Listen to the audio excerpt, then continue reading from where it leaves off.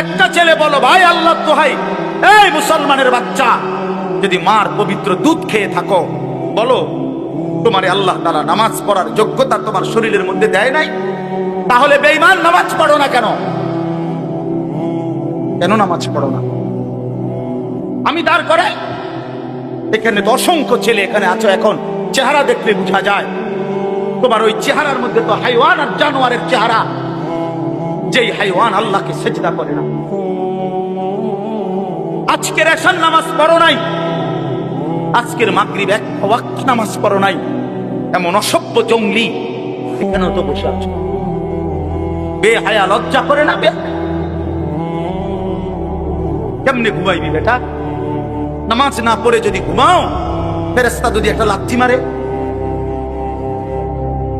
ফেরেশতা যদি একটা লাথি মারে,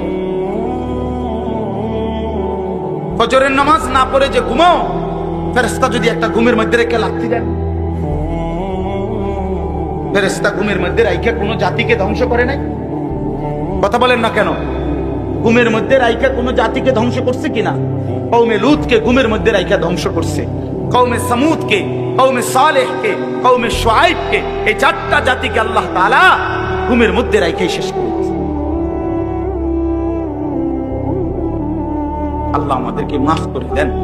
আমার কথা রাগ করো না ভাই, উদ্দেশ্য তোমার লগে কোনো ঝগড়া করা না, আমি কোনো কাজে লাগছি না, ঠিক কিনা বলেন না কেন?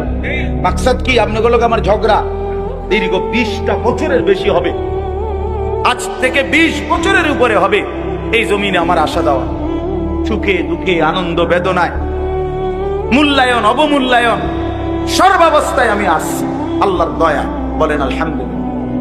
আলামিন আমার কাছে মাদ্রাসায় গেছে, ভাই আমার অনেক অনেক মহব্বতের ছাত্র। প্রতিটা ঈদ, রমজানের ঈদ, কোরবানির ঈদ, আমার একমাত্র ছাত্র হয় এই ছাত্র, এই আলামিন, হে একমাত্র আমার একজন ছাত্র ব্যতিক্রম, যার একটা আমল আমি সবসময় বলি যে প্রত্যেক ঈদের দিন হয় আর কেউ ফোন করুক বা না করুক, হে আমারে ফোন করে, ভালো আছেন নিউজ, আজিব, এটা তার সবসময় আমল। বহুদিন যাবত আমি দেখছি। আল্লাহ তাআলা উত্তম বিনিময় দান করেন।